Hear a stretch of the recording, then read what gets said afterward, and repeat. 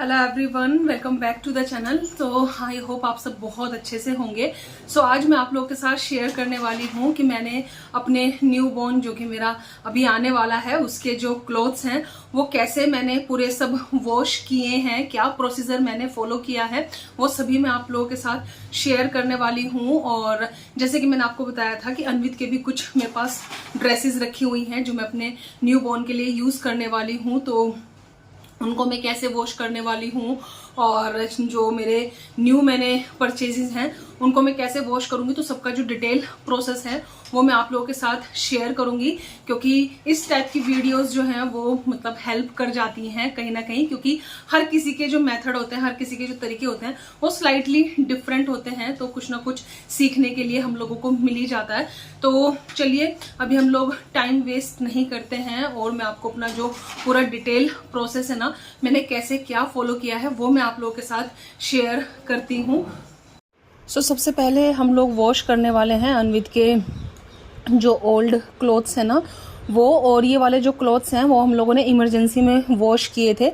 As I told you कि मुझे emergency में हॉस्पिटल में एडमिट होना पड़ा और ऐसा लगा कि शायद डिलीवरी का टाइम ही ना आ जाए, तो इसीलिए सब मिक्स कर दिया था वूलन और ये ना, लेकिन कोई फ़र्क नहीं पड़ा क्योंकि डिटर्जेंट मैं जो यूज़ कर रही हूँ वो बेबी डिटर्जेंट है जो कि बहुत ज़्यादा माइल्ड होता है और मतलब कोई फ़र्क नहीं पड़ा। तो इसीलिए सब जो ड्रेसेस हैं और जैसे फीडिंग पिलो वगैरह था उसकी जो सब चीज़ें हैं वो सब एक साथ डाल दी थी। तो मैंने ये बेबी लॉन्ड्री डिटर्जेंट लिया है, इसके 2 पाउचेस लिए हैं 1 kg वाले, और साथ में यहाँ पे डिटोल या सेवलॉन जो भी है वो आप ज़रूर ऐड करिएगा। तो वो मैंने मतलब ऐड कर दिया। और मशीन की जो सेटिंग है ना वो मैंने की थी, इसमें 10 मिनट के लिए मैंने सोख किया था, और बाकी जो अदर सेटिंग है ये। और मेरी मशीन में ना एक AG+ और सैनिटाइजेशन का ओडोर फ्री एक फंक्शन है वो मैंने ऑन किया था। तो इसमें जो मशीन है वो काफ़ी देर चली और मतलब बेसिकली जो सैनिटाइज है ना कपड़े वो अच्छे से हो गए। और फिर इनको मैंने रात में ही बेसिकली हम लोगों को इनको सुखाना पड़ा था, मतलब फैलाना पड़ा था। तो फिर मतलब नेक्स्ट डे काफ़ी अच्छी धूप आ गई थी। तो आप मेक श्योर करें जब भी मतलब अच्छी धूप हो तभी आप अपने जो बच्चे हैं ना उसके कपड़े मतलब वॉश करें, या फिर मतलब हम अपने भी कपड़े वॉश करते हैं क्योंकि जो सनलाइट होती है वो नेचुरली ही जर्म्स को किल करती है और बेस्ट होती है। तो इसीलिए नेक्स्ट डे बहुत अच्छी धूप थी, जितने भी सब कपड़े थे वो सब हमने मतलब सुखा दिए।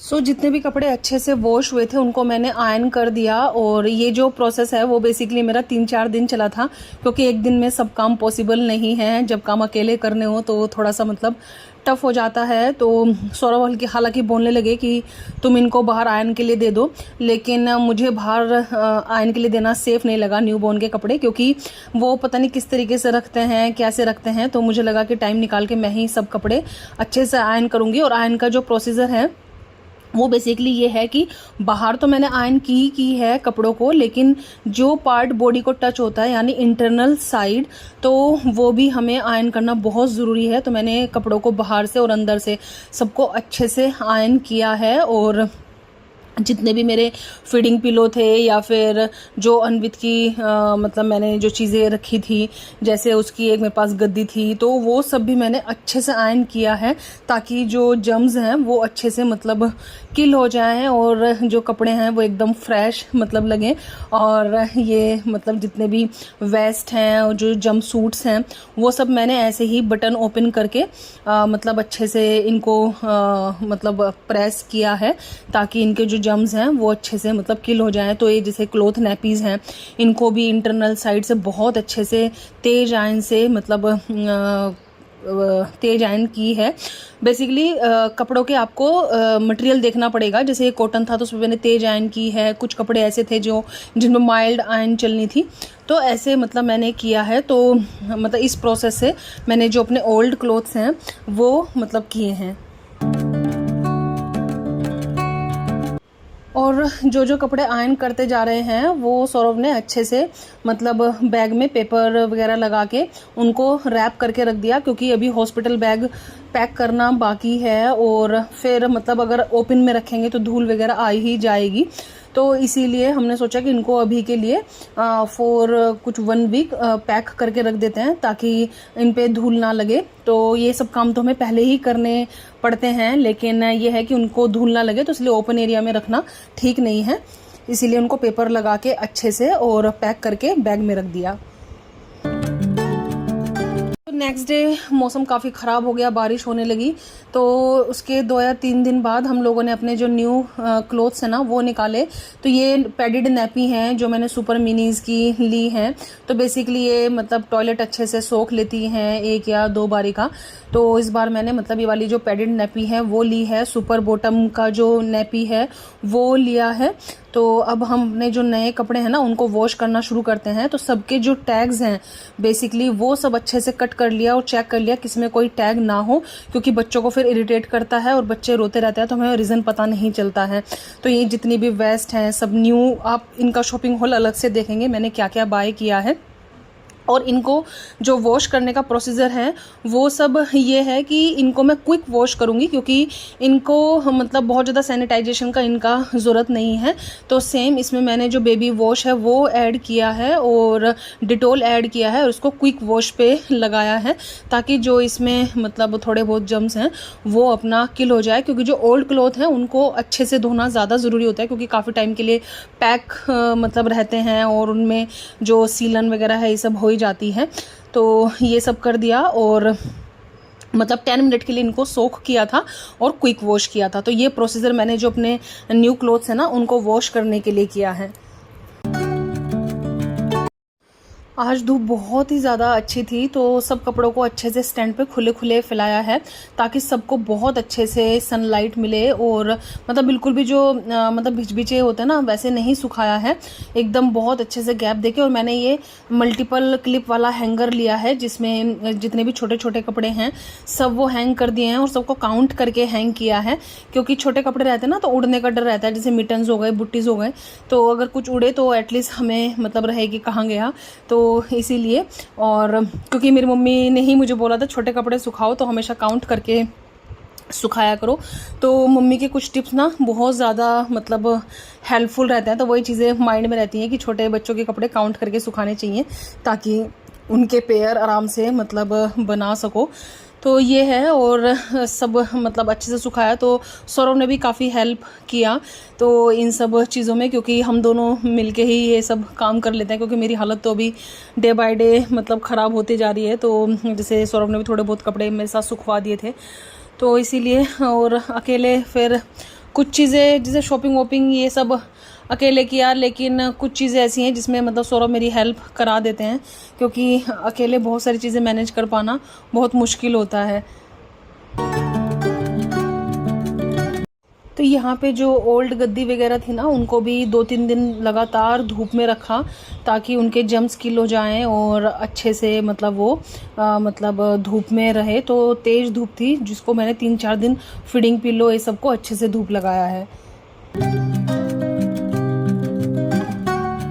तो सब कपड़े अच्छे से सूख गए थे। तो नेक्स्ट डे फिर टाइम निकाल के मैंने इनको सेम प्रोसीजर से जो ओल्ड क्लॉथ आयरन किए थे सेम प्रोसीजर से सबको अच्छे से आयरन कर लिया, ऊपर से अंदर से सब अच्छे से जो स्किन को टच होता है सब कपड़े मतलब अच्छे से कर लिए। और छोटे छोटे कपड़े करने में मतलब मज़ा आ रहा था। अब तो बस वेट हो रहा है अपने नन्हे से बेबी को देखने का कि बस जल्दी से जो नन्हा मेहमान है वो मतलब आए और हम देखें, क्योंकि तैयारी ऑलमोस्ट सब हो गई हैं।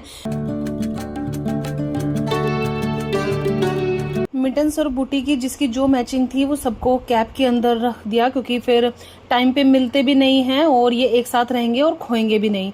तो जैसे मिटन बहुत सारे मैंने एक्स्ट्रा भी लिए हैं वो सब मतलब अलग से पॉलीथीन में रख दिए तह जमा के। और ये सब कपड़े मेरे हो गए हैं आयरन तो अच्छे से। और जो जिपलॉक बैग में रखने थे उनको जिपलॉक बैग में रख दिया। और जैसे मिटन्स थे, कैप थे, इनको अच्छे से, और ताकि मतलब ये एक प्लेस पे रहें और मिस ना हो और इनमें कोई डस्ट भी ना जाए। तो तो यहाँ पे जितने कपड़े हैं वो सब अच्छे से आयरन कर लिए मैंने। तो अब मैं इनको करने वाली हूँ ऑर्गेनाइज़। और ऑर्गेनाइज़ कैसे करूँगी, मैंने ये वाले ऑर्गेनाइज़र्स ऑर्डर किए थे।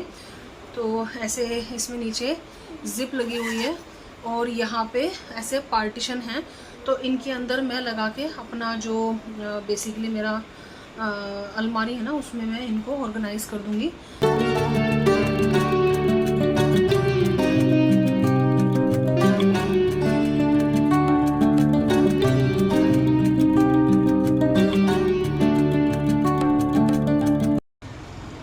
इसमें ऑर्गेनाइज़ करूँगी और हॉस्पिटल के लिए ना इसमें से मैं कुछ कपड़े निकाल के पहले ही अलग कर लूँगी।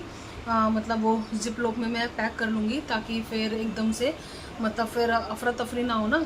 ये है वैसे तो मैं मतलब नेक्स्ट वीक तक अपना जो हॉस्पिटल बैग है वो भी पूरा पैक कर लूँगी और ऐसे करके मतलब पूरा ऑर्गेनाइज़ मैं करने वाली हूँ।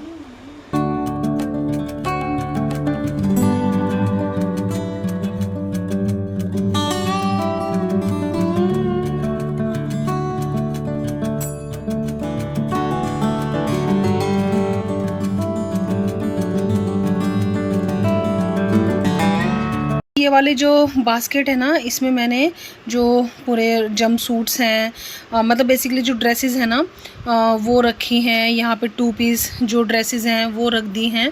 यहाँ पे लास्ट में स्पेस फ्री था तो ये बिब्स रख दी हैं। और ये वाला जो बॉक्स है इसके अंदर मैंने सारी वेस्ट रख दी हैं। बहुत अच्छे से ऑर्गेनाइज हो गई क्योंकि जो भी मतलब हेल्प करेगा मेरी तो उसको बहुत ईजी रहेगा कि ये वेस्ट का बॉक्स उठा के दे दो, तो ऐसे रहेगा। और ये वाला जो बॉक्स है इसमें मैंने सारे स्वेडल्स रख दिए हैं। ये क्लॉथ नैपीज़ हैं, स्पेस बचा तो यहीं पे रख दिया। और ये कैप है तो एक बॉक्स हो रहा है उसमें कैप्स और जो वॉश क्लॉथ्स हैं, जो मिटन्स हैं वो मैं उसमें रखने वाली हूँ। तो बेसिकली इस तरीके से मैंने अपना जो ऑर्गेनाइजेशन है ना वो किया है। तो ये वाला ऑर्गेनाइज़र अभी बच गया है क्योंकि अभी बहुत ज़्यादा शॉपिंग नहीं किया ना, जेंडर का पता नहीं है। तो जैसे ही जेंडर का पता लगेगा और जैसे ज़रूरत होगी उस हिसाब से ले लेंगे। लेकिन अभी काफ़ी हमारे पास है कि आराम से हमारा जो 1 मंथ है आराम से निकल जाएगा। बाकी ये है कि पास में बहुत सारी शॉप्स हैं तो सौरभ जाके कभी भी ले आएंगे। अमित के टाइम पे भी यही हुआ था कि सौरभ जाके लेके आ गए थे। लेकिन ये है कि सब अच्छे से लग गए हैं, अब टेंशन ख़त्म है।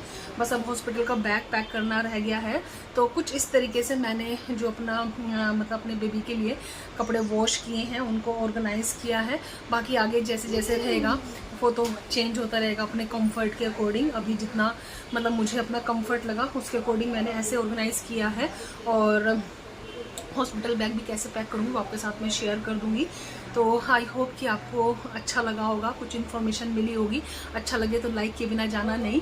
और क्योंकि ये सब काम में ना बहुत ज़्यादा मेहनत लगती है और आपका जो लाइक है और सब्सक्रिप्शन है वो बहुत ज़्यादा मोटिवेशन बढ़ाता है। तो चलिए आप दीजिएगा मुझे बहुत सारी ब्लेसिंग्स मुझे और मेरे बेबी को कि बस एक अच्छा सा हेल्दी सा बेबी संसार में आ जाए। तो चलिए जल्दी मिलेंगे आप लोगों से एक न्यू वीडियो के साथ। तब तक आप रखिएगा अपना बहुत सारा ख्याल। Bye bye, take care, bye bye.